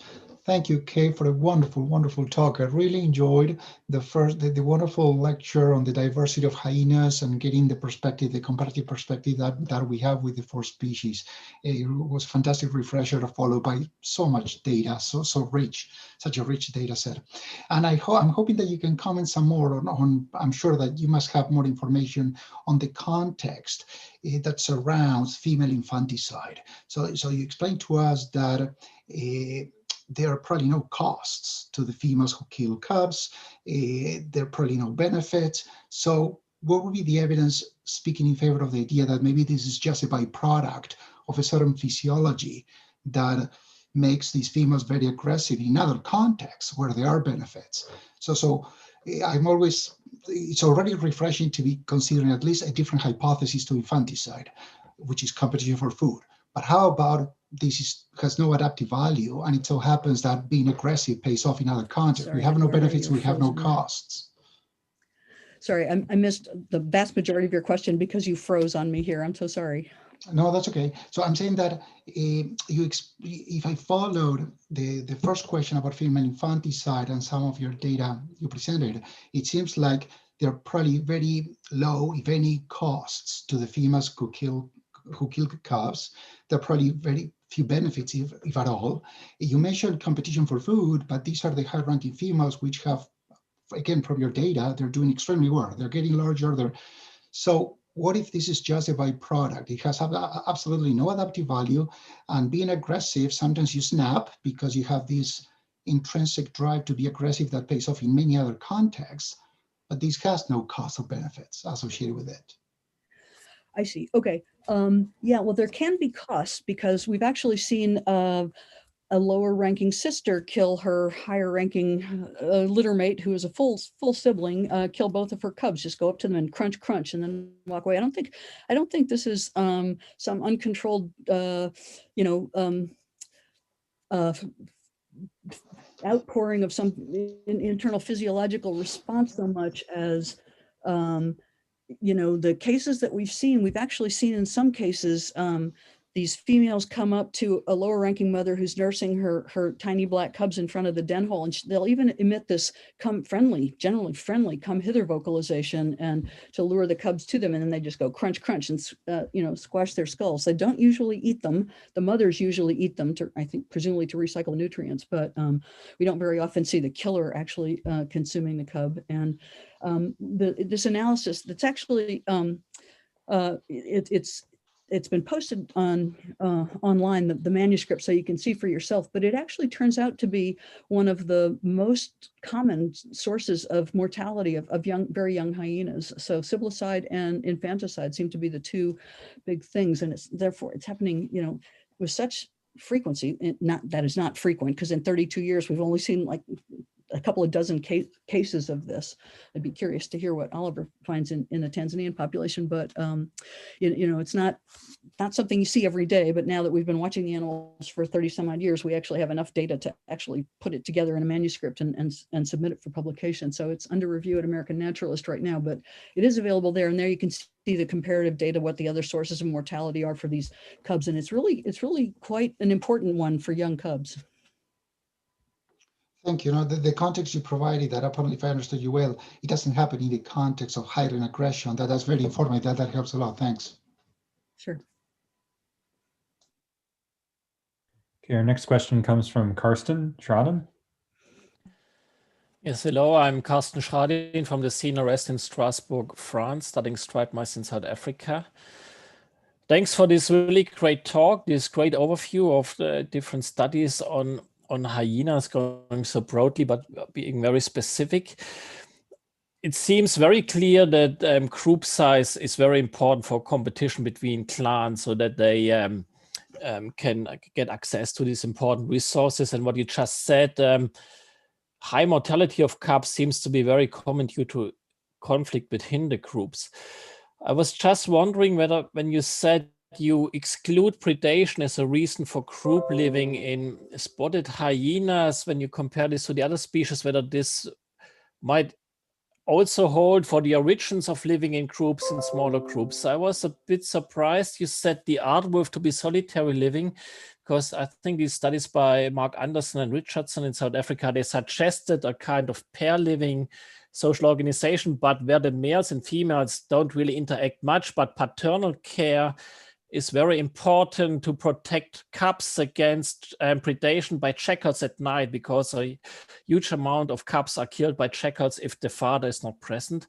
And similarly, I think Miles, if I pronounce his name correctly, who studied brown hyenas in the Kalahari, Miles or Mills, I'm not sure, reported that mortality of cubs, especially by leopards, which he didn't mention at all in brown hyenas, is very important. So is it possible that the origin for group living in spotted hyenas was also to protect the cubs at the den, and then later the groups became bigger, and at the present state now competition between clans is more important, but at the origin predation might have been an important force? Well, you don't see the hyenas defending the dens per se. Adults can't go into them at all, really, and the cubs go deep underground. And these are former aardvark holes or warthog dens that have been modified, and so adults don't go into them, and they don't stay there all day. They typically will come to visit a couple of times per day to nurse their cubs, or to, if they don't have cubs there, then to meet other members of the group. I think it's important for everybody to emphasize their membership in the group. So it's important that they visit regularly and that the new cubs get to meet them, and vice versa.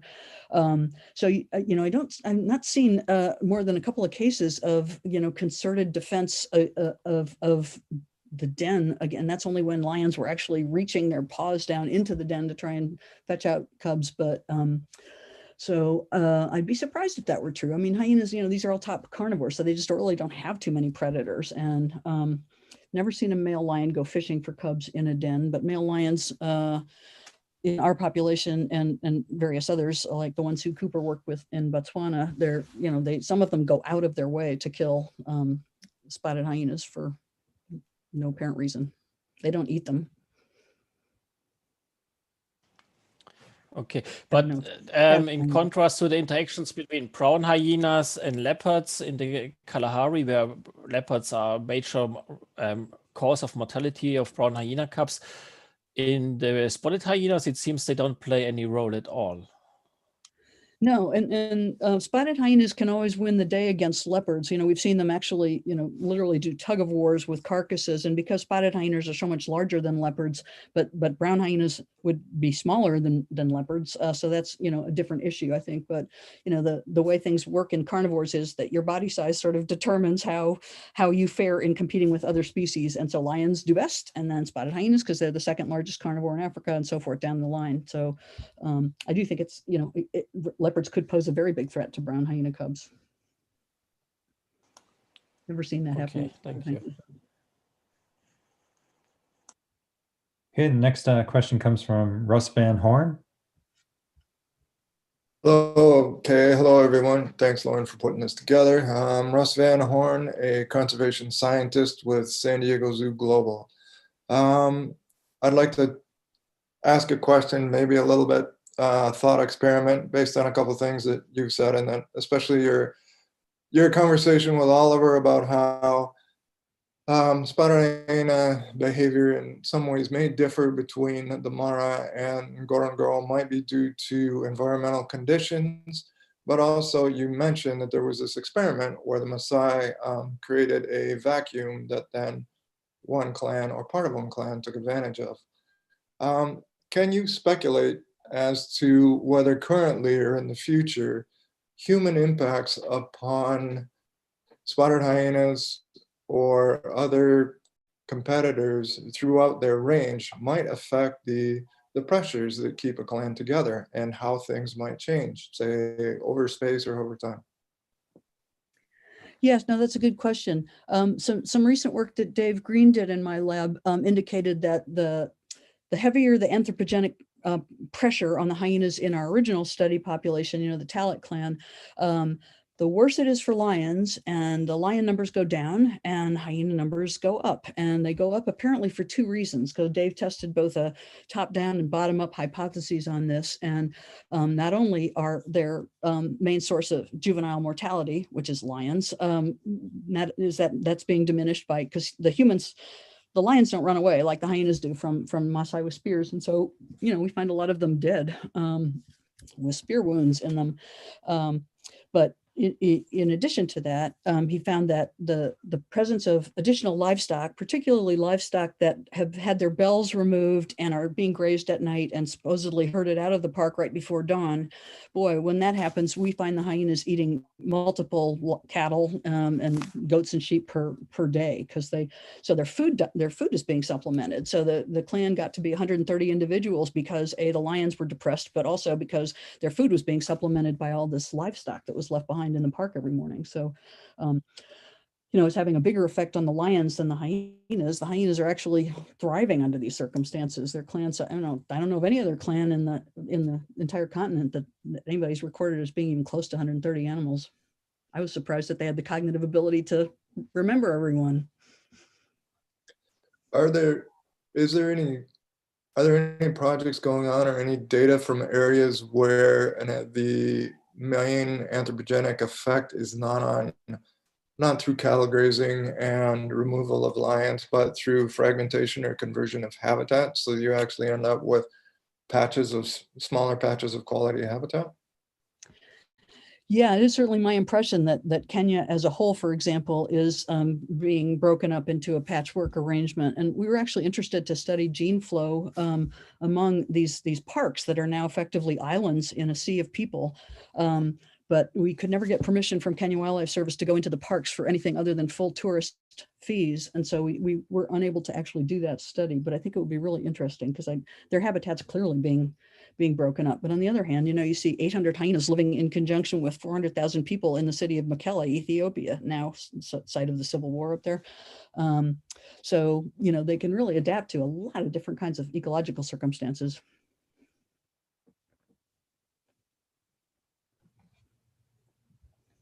Okay, our next question is from Dolly. Sorry if I pronounced something correctly. Yeah, Dolly. Hello, everyone. Can you hear me? Yes. Okay, that was a really wonderful talk. Thank you so much. So I have two questions. So generally, we try to understand rank differences based on their dominance or aggressive interactions. So is it the other way around as well?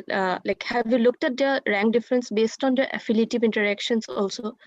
Is it the high-ranking female receive more affiliative interaction compared to the other rank members, and it decreases down the group, like based on their ranks? Okay, let's see. I don't think we've seen any relationship between social rank and the frequency or intensity of affiliative interactions like we have seen with aggression. But it's, you know, I really tend to adopt Thelma Rowell's view of dominance hierarchies, which is it's really the behavior of the subordinate individual that tells you what it thinks. Does it think that individual is higher ranking than it is? And if so, it's likely to emit submissive behavior. And so it's really, you know, we only put numbers in our matrix if we see clear submissive behavior, either unsolicited or in response to conspecific aggression. So that hierarchy based on aggressive and submissive behavior is very clear, but I don't think I'd see the same thing. We'd see the same thing if we were looking at affiliative interactions, but I don't know that for sure. Okay, so I have one more question. So have you seen more social association among the high-ranking female, like as it is a fission-fusion group they maintain? So do the high-ranking female have more association and the low-ranking female have more? Like, do they hang out more with their similar rank females? Yeah, I mean, it seems that Jen Smith did a study where she sort of asked who does each individual female like to hang out with, and the ideal social companion for a lot of females is the animal immediately higher than them in rank. So yeah, we certainly see variation on the basis of that. Let's see if I can think of other ways to get at your question.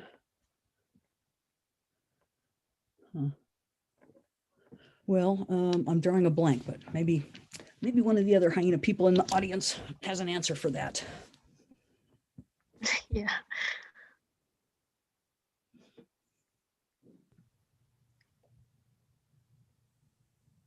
Okay. The next question comes from Kaya Tombak. Hi, I'm Kaya Tombak. I'm a postdoc in the Rothman Lab at Hunter College, CUNY. Love the talk. Thank you for bringing so much amazing natural history and physiology and storytelling into it. It was great. My ears perked up when you said that they seem to weather epidemics of distemper and rabies quite well. And I was wondering whether there's some kind of immunological resilience that is a general hyena trait that might be linked to, you know, a carrion feeding behavior, which I'm assuming is ancestral, and whether you know whether there is a similar resilience against macroparasites. That's interesting. Ann Ing actually did a nice study of macroparasites in the gut and found that there are certain macroparasites that occur in muscle of the ungulates, and they're the high-ranking animals have higher concentrations of these parasites in their feces than do lower-ranking individuals, presumably because they get the best stuff, you know, which is the meat that they're tearing off. And we actually had some support from the U.S. Army when they heard that the hyenas can eat anthrax and not die. They were very excited about that for a while, so they gave us a bunch of money to do some preliminary work on hyena immune function, and that, for example, is where that data on the bacterial killing capacity and the immunoglobulin concentrations came from. And we got as far as being able to rule out all the easy explanations for why they're able to tolerate these diseases. You know, our hypothesis at the outset too was, yes, okay, well, they're descended from carrion feeding ancestors very recently, in fact, in the fossil record.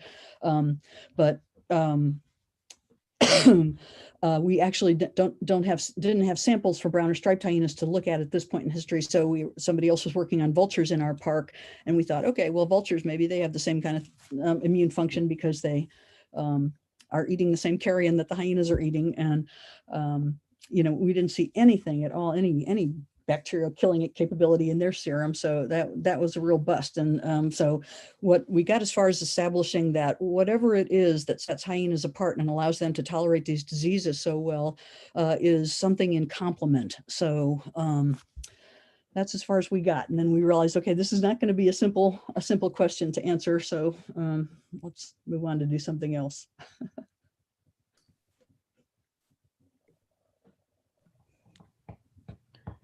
Okay, our next question comes from Peter Kapler.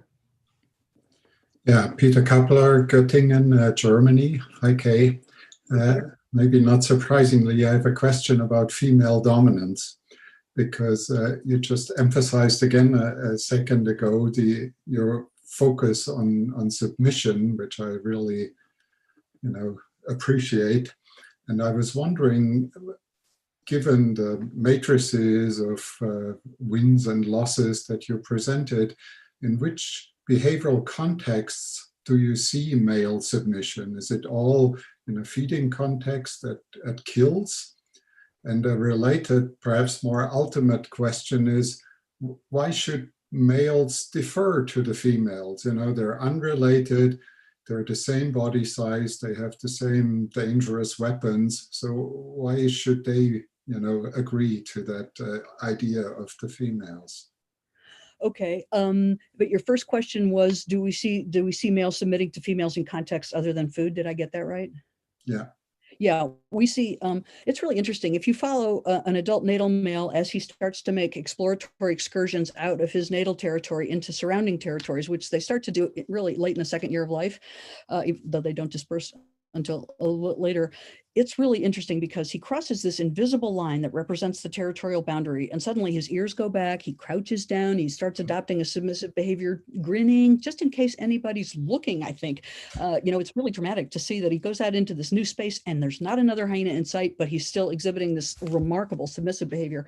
I think that males may have a hard time being accepted in the neighboring clans if they don't submit to females. In fact, they'll even submit to tiny cubs half their size. So it's really remarkable to see it. Let's see if I can get back to the second part of your question. So why should they do it? Yeah, well, I think that if a male wants to mate, he's got to ingratiate himself with this whole new cohort of females. And, there may be proving going on, maybe that's why females are preferring to mate with guys at the high end of the hierarchy, because they've put up with years of the lowest possible feeding priority. And so maybe that's somehow demonstrating their fitness. I honestly don't know, but I think it's an interesting question. You're right, they don't have to, but I don't think they can get into a new clan. Sometimes when we dart these hyenas, we immobilize them, and you see just for a minute when the male's starting to go down, they'll do things that they're ordinarily very inhibited from doing, like attacking a female and or her cubs, and boy, do they get hammered when they do that, even though they're drunk and they're not really responsible for their actions. But this inhibition is removed suddenly, I think, by the anesthetic, and they do odd things, and that really gets them in terrible trouble. But bottom line answer to your question is Thank you. Next is David Wood. Hi, I'm David Wood. I'm a second-year graduate student at Yale University. Thank you for a very, very interesting talk. It seems like a lot of the unique social artifacts of spotted hyenas are rooted in the fact that they are cursorial hunters instead of scavengers. So I'm wondering if you know about when the lineage shifted from carrion eating to cursorial hunting and what brought about that change. Sure. Although there were Crocuta, the same genus, actually in Europe and Asia, they were very widespread, the genus. Lars Vertelen seems to think that this species first appears in the fossil record less than 1 million years ago. They're really hot off the evolutionary press, and the first fossils are found in Eastern Africa, and and it may be that they've dispersed from there throughout the continent. Hard to know, but yeah. Let's see if there's, let's see, well, yeah, I think, Lars is working on a big monograph on the evolution of what's going on in Crocuta, but the last publication that he had out with one other person indicated that he really thinks this is a very unusual species, and people have been arguing for years that the hyenas that occurred, the cave hyenas of Europe, for example, that they must be gregarious because you go into those caves and you find thousands and thousands of hyena bones, but you find thousands and thousands of cave bear bones too, and nobody assumes that cave bears are gregarious. So, it's not necessarily the case that that those animals were gregarious, but I don't think you could be gregarious if you're eating carrion, because there's just not enough carrion in the landscape. So, I think the only way that these kind of big societies can form is if you've got quite a rich food supply by comparison. And so bringing down an antelope is going to be pretty rich. Thank you. Sure. All right, so I have a question from YouTube. This comes from Veronica Beek, who is at the University of Vienna. She says, thanks for a fascinating talk. And she had some comments and a question. So I'll read the comments to you and then get to the question. So she said, you were showing that female relatedness increases with distance among clans, and you were telling us about the intense competition among neighboring clans. She says she thinks this does make sense in terms of inclusive fitness in order not to compete with close kin. Her question is it known how this relatedness originates? Are there maternal relatives from rare female dispersals, or paternal, and how could the latter be explained? No, those are good questions, but really we just don't know at this point. I assume she's talking strictly about striped hyenas, right? Because it's the only hyena in which you see this funny relationship, and only in the Laikipia population where you see a funny relationship between the distances females are separated and them being more closely related as opposed to the typical mammalian situation. So we're just starting to scratch the surface of the sociality of these animals and really can't answer that yet because it's just unknown, sorry. I actually think that having all these unknowns and don't knows is actually a great thing. There's so much more to learn. I mean, that's a message I think to particularly the junior folks out there, the students. No, that's right. I'm about to retire, but my students are going to carry on with the Hyena project, so they'll keep bringing in the data. Oh, great. All right, so we have another question from Amanda.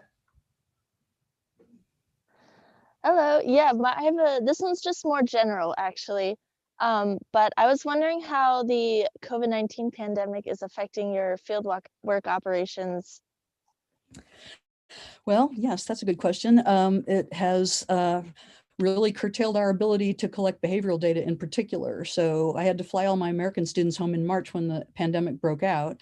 And so that left only Kenyan research assistants, and they are scrambling to do the work of several different people with only these 3 guys left in Kenya. So I told them just to keep track of fitness, reproduction, and survival, and we'll worry about behavior some other day because they just don't have the manpower to collect all those data right now like we normally do. Luckily, we should be able to figure things out pretty quickly as soon as we get back on site there, but that's been hard. And then one of my field assistants just rolled my very expensive Land Cruiser and wrecked it. And so now I'm begging National Science Foundation to buy me a new car. It's had lots of bad effects. Yeah, I understand. There's a comment here from Zulema. Zulema, would you like to follow up on that? Are you still out there? Yeah, I guess I was just commenting on the question about why do males in the spotted hyenas defer to female dominance. And it occurred to me as I was listening to that we could ask the same thing from male dominant societies, particularly in cases where there's not great sexual dimorphism. We could ask, well, why do the females put up with it? Why do they defer to it? And I think the question almost comes from, or is informed by, a perspective that assumes that male dominance is the norm or the default condition. And so I think it's interesting to think about some of those ideas that are so pervasive in our thinking that we may not even be aware of them. And I just sort of wanted to throw that out because, we never ask, well, why are females, well, we do, some people ask, but a lot of people, don't ask, why do the females put up with male dominance? And so for the hyenas, because the females are dominant, this seems like such a bizarre situation to us that we then come up with the question of why do the males put up with it? It was just a thought.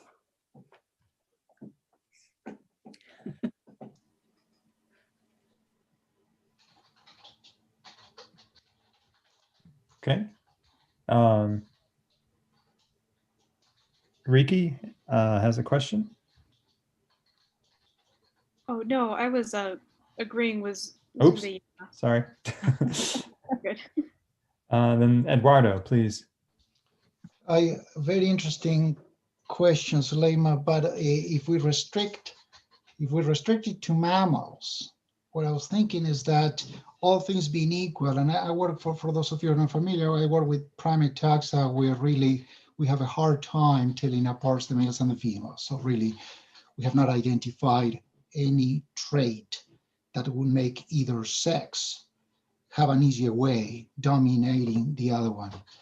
But most of the times in mammals, what you have is that the female comes together with a very vulnerable investment. Either she's pregnant or she's taking care of a young. So the decision to engage in aggressive interactions for a female mammal with all the context of the reproductive biology of mammals would pose an immediate risk for the female that the male maybe doesn't have. I'm talking mammals, so if we're talking kind of external reproduction, that changes, and that in those cases would probably do, well, we start seeing more female dominance and more, that's the thought that I had. I'm picturing the owl monkeys, and really, you either carrying a baby, lactating a baby, or pregnant most of the time.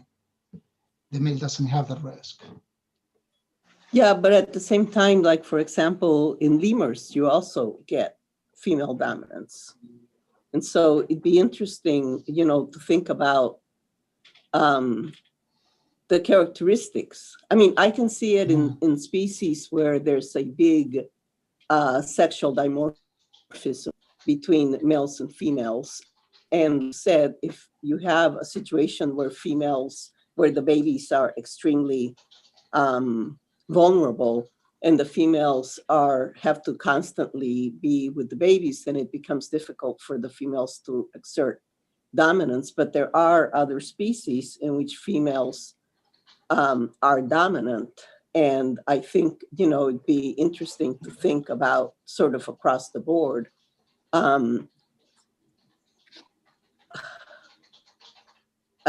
I guess I'm having a hard time sort of phrasing what I'm trying to say, but it isn't as if hyenas are the only, you know, mammals in which females are dominant. And I think we need to look at it perhaps more broadly and think of it more generally. Why does in any species, and the explanation you offered is one, but why in any species does the sex that is not dominant put up with the other sex being dominant?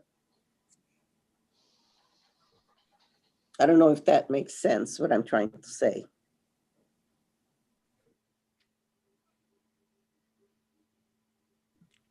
Eduardo, you want to comment? What's different in the owl monkey? I mean, if you think in pure living taxa, now I'm thinking of the hyenas and the lemurs. If you're thinking of pure living taxa, there is no other same-sex individuals. I mean, as we're listening about the matrilines and the female bonded structure in some of take the lemurs or take the hyenas. In the pure living taxa, it's just one female, one male. So that is true. That is very different from the situation of the hyenas or the lemurs.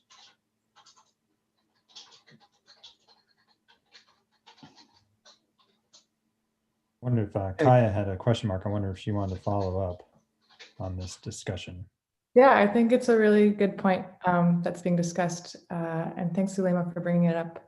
On Eduardo's point, like if we're talking about low sexually dimorphic species, then we might want to, I guess, consider the sort of difference in incentives or motivation for aggression as maybe taking a greater priority. And there, you could turn that argument on its head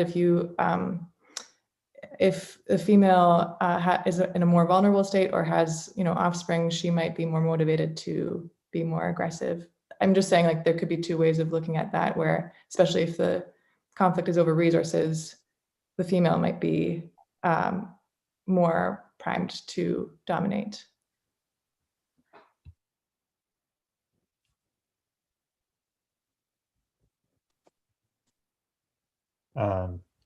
Oliver was in the queue next. Oliver, do you have a follow-up to this or comment? Yeah, I have a comment rather than a question, if you don't mind. I think it is important to mention that even in hyenas, it's not a total female dominance. Kay mentioned that, yeah, if males move to another clan, they are totally submissive, but females that go out of their territory do exactly the same. They are extremely submissive. They will submit to any resident male of the clan she intrudes into. And again, I'm bringing up these males, sons of dominant alpha females. They will dominate every other member of the clan except her mother. So these males, they dominate every other female of the clan. And I think we agree, Kay, and the same, I think, is observed in the Serengeti. So it's important to make this distinction that it's not a total female dominance. Males can be dominant in many situations.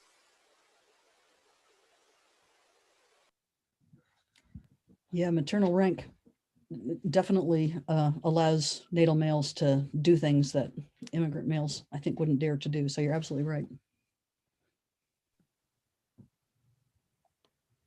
Russ Van Horn, you want to follow up? Sure. I think maybe Kaya's thought maybe along the same lines as mine. I'm not as familiar with the literature in social mammals anymore, but among mammals, at least, in which males are dominant socially in a monomorphic species, isn't there a cost to being dominant? Whereas what Kay's data from the MAR seem to suggest is there isn't a clear cost to being dominant. So, you know, being dominant in the MAR seems, or for the spotted hyena female, seems to just have an upside, in which case it's really weird. Why would there be subordinates? Whereas there might be a trade-off in other social mammals in that there's a clear cost to being dominant. And so maybe it's the trade-off for whatever reason that's typically generated by being male versus female. Okay, can anybody, you know, inform me on that a little better? Me in particular, or anyone? Well, what I was just wondering is if there is a clear trade-off between the sexes in other species that are monomorphic, if it's something about the trade-off, the cost of being dominant, that typically females, the payoff isn't there.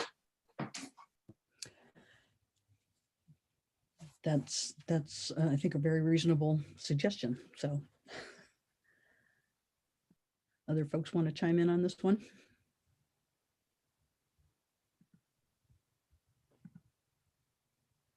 I have a question for it, if I may. I know I'm kind of out of order, but do dominant fights often lead to death in some species?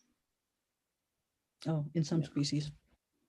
Subspecies. I don't think in hyenas, perhaps because if dominance fights are often leading to death and you have a species that needs maternal care, I can see where being a dominant female wouldn't be great in that sort of species, because it would mean that your offspring were more likely to die if you were more likely to die. But in hyenas, if dominance fights don't lead to death very often, like you've been saying, then I can see that it would not, at least in that way, be detrimental to the pups, because it's being dominant doesn't make it more likely that you'll be dead soon.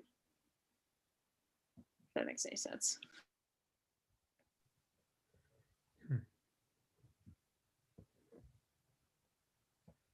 Sorry, do you want to follow up? Sorry. Yeah, about no cost of dominance in female hyenas. What about endocrinologically? I mean, perhaps they have high concentrations of some glucocorticoids or androgens that is known of, right? That female hyenas have high levels of androgens. So has there been looked at that there could be a cost physiologically? Well, when we've looked for a cost in terms of glucocorticoid concentrations, we haven't seen any. So the folks working in Serengeti found a relationship between excreted glucocorticoid concentrations and rank in one particular, I think it was lactating females. Oliver, is that right? He would know this off the top of his head. I'm not sure I'm remembering it correctly, but I think that's right. But there it was the low ranking ones, as I recall, who were apparently more stressed. And what about androgens? Well, you know, androgen concentrations are higher in male hyenas most of the time when females are pregnant, they have unusually high levels of androgen. Their ovaries are odd insofar as spotted hyena ovaries have surprisingly little follicular tissue and a lot of tissue that's actually interstitial that's generating androgen. So, they've got an odd sort of physiology to start with, but and youngsters have relatively high levels of, young females have relatively high levels of androstenedione, but just haven't seen anything in normal female life that would suggest that androgens were invoking and some sort of inducing some sort of penalty. We see that androgen concentrations are correlated with aggressiveness. And, the people at Berkeley actually even did an experiment where they took all the androgens completely out of the developmental picture. And that turns a female hyena from, a mean defensive mother into somebody who is willing to let males feed right by her without batting an eye. So the removal of androgens from the system has a profound effect on female aggressiveness, but I don't think I could come up with any rank-related variation in androgen other than during pregnancy. So that's all I know about. As I say, Oliver may be able to comment on the glucocorticoid. Oliver, do you remember what that result was? Yeah, no, that was correct what you said. So I mean, from my point of view, the only other drawback of being dominant I can think of is if they start to breed earlier, which daughters of high-ranking females do. They start to breed much earlier. Maybe the chance of breeding with the potential father is greater than for daughters of low-ranking females who start to breed much later and have had the chance to accumulate new males that immigrated into the clan over these 3 years of difference, maybe. But it's really probably nothing really major. Thank you. I think we have time for one more, and then I think Kay is going to has other meetings and may want a little break in between. So Tim, please go ahead with your comment or question. My comment was actually that I think that female dominance over males is not that uncommon in mammals. So, for example, female meerkats are clearly dominant over everyone else in their group. And aren't female hamsters, I think quite a number of small rodents, the females are dominant to males. But in your case, what I was going to ask is, isn't it likely to be the case that females just gain more, that if you regress lifetime reproductive success on rank, it matters more to females, so that females have so there's much stronger selection on females to gain and maintain dominance? Yes, that's right. And in fact, Eli Swanson, when he was a grad student in my lab, did a nice analysis of not aggressiveness per se, but body size. And basically there seems to be strong positive selection on females for larger body size and no selection on males to be smaller. So it really does look like it's selection operating on females. I would expect the same to be true of aggression, just as you said. Do you know, and just finally, do you know whether there's any indication that when female hyenas get to be dominant and start breeding, that they increase in weight or even in size? They continue to grow, but like I said, the longest living animals of high rank aren't particularly big, but the low ranking ones who live a long time are big, and so I think body size has a helpful effect for low ranking individuals that I don't think high ranking ones, since they can steal food from everyone, they don't even need to hunt as often as low ranking ones do. But that's pretty much as we know, I think. Well, thank you, Kay. This has been an amazing session. great talk, and the discussion I thought was fantastic. Thanks for facilitating that for us here. So if we could all thank Kay in our own socially distanced way for a great job today. For those of you who are sticking around, the next week's fine will be again Mata Manser from the University of Zurich, and hope all of you can attend. And again, I appreciate you all for being here.